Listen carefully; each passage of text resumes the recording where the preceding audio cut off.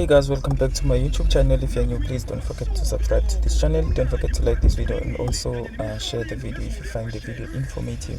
So bafethu, ngibuka lo mntwana lo okuthiwa uzohamba kwenziwa i-operation mayelana nalento esendlebeni, and ngibuka ngiyasho ukuthi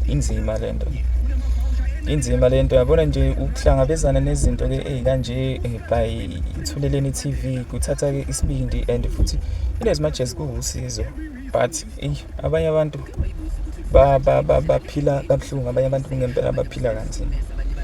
Inti lo mntwana lo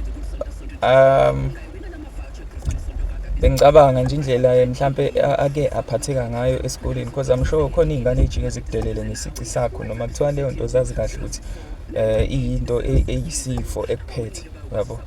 But nje asibonge bafethu ithulele TV ifeva kunabantu abasuke bengakwazi ukupromoter or ukunikela ngezinto ezithile. Kuye kube mnandi ukubabona labo bantu labo, yabo, benza ngaleyo ndlela leyo, because ama foundations afana nalawo ama foundations ngempela ukuthatha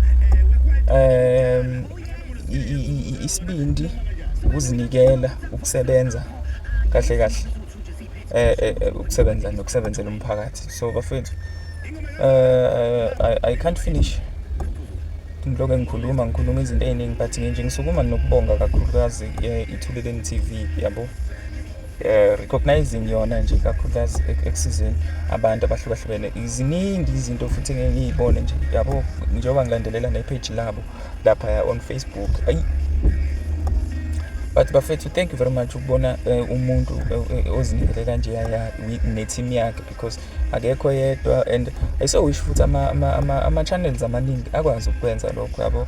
Bengasidayiseli izitori ezamanga, yabo, njengoba ke amanye ama channels esolwa ngokuthi adayise izitori ezamanga, uthola ukuthi ke abantu bahleli, but leso story kukhulunywa ngaso kuya-act, yabo, into engekho. Anyways bafethu, thank you very much for watching this video, and I wish kakhulukazi lengane isizakala. I can't wait ukubona imphumela yokuhlinzwa kwakhe umfana, ukubona imphumela mhlambe ke injabulo ezoba khona, yabo, even ngisho umndenini wakhe kuma wakhe. Anyways, thank you so much for watching this video. Don't forget to like this video, do share the video, mhlambe ungakhomenta nangezansi kwi-comment section. Nje bafethu, kwenzeka wasizakala nalo mfowethu lo wayephethwe isifo la kwi-private party yakhe. Baningi abanye engeke ngithi abasizakalanga, abasizakala, yabo.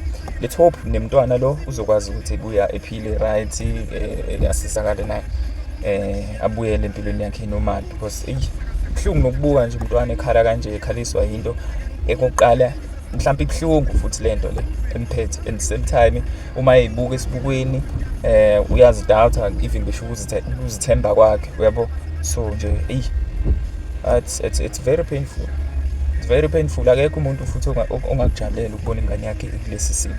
But bafethu, ungakhuluma izinto eziningi, let's hope ingane izophila, sifisa kanjalo futhi, because kunje. Thank you so much bafethu, don't forget to like this video. Danko.